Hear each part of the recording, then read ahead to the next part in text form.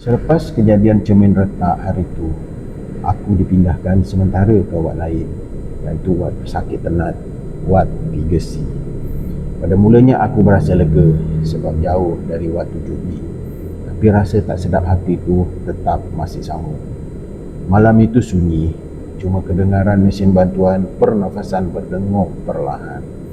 Aku terus semak carta ubat pesakit satu persatu sampailah aku perasan katil nombor 9 itu kosong, tapi langsir dia tertutup. So aku pun tanya staf senior, katil 9 ada pesakit baru ke?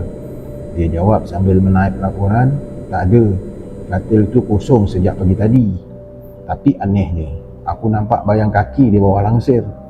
So aku pun cuba intai, tapi bila aku selak sedikit, memang aku dengar bunyi nafas dari dalam dengan ada yang perlahan, memang macam ada orang sakit. Aku teruskan rondaan aku dan aku cuba abaikan. Tapi beberapa minit kemudian, monitor katil 9 tu tiba-tiba berbunyi bip dengan laju, seolah-olah ada pesakit yang tekanan darahnya jatuh.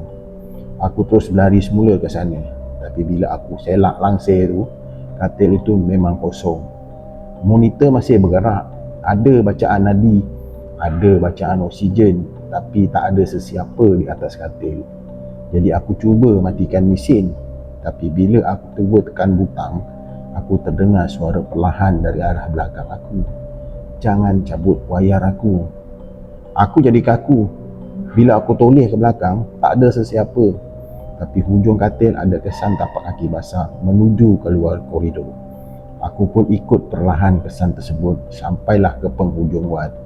Tempat pintu kaca betul-betul menuju ke bilik simpanan mayat.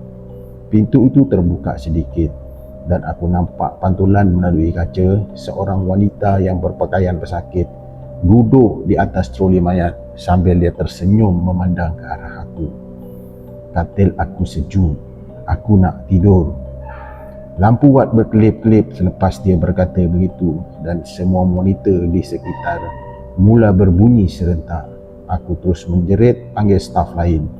Tapi bila mereka sampai, semua monitor kembali normal dan katil 9 kosong seperti biasa.